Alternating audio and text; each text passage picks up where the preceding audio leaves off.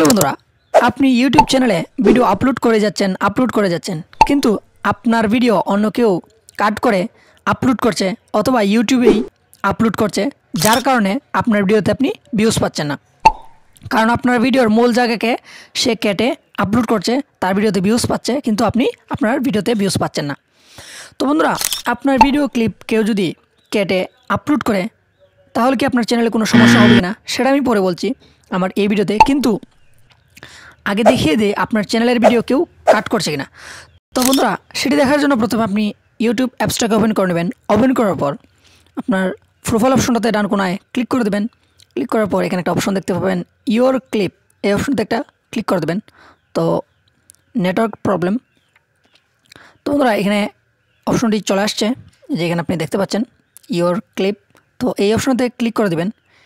Click করার পর এখানে যদি আপনার ভিডিও কেউ কাট করে তাহলে এটা এখানে শো করবে এবং এখানে দেখাবে, মানে শো করবে কে আপনার ভিডিওটাকে রিআপলোড করেছে বা কাট করে আপলোড করেছে, কত ভিউজ পেয়েছে, কতদিন আগে মানে ক্লিপটাকে আপলোড করেছে, এখানে সবগুলা শো হবে। তো এবার আমি বলছি, আপনার ভিডিও কাট করে কেউ যদি অন্য কোথাও আপলোড করে বা ইউটিউব আপলোড করে তাহলে আপনার চ্যানেলে কোনো সমস্যা হতে পারে কিনা।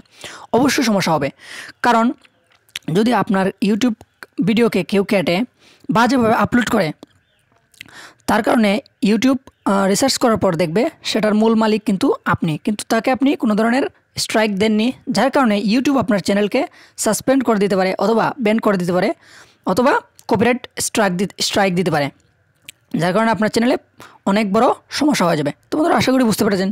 যদি ভিডিওটি আপনার উপকার হয়ে থাকে অবশ্যই লাইক করবেন। ভিডিওটি শেষ পর্যন্ত দেখার জন্য ধন্যবাদ। সবাই ভালো থাকবেন।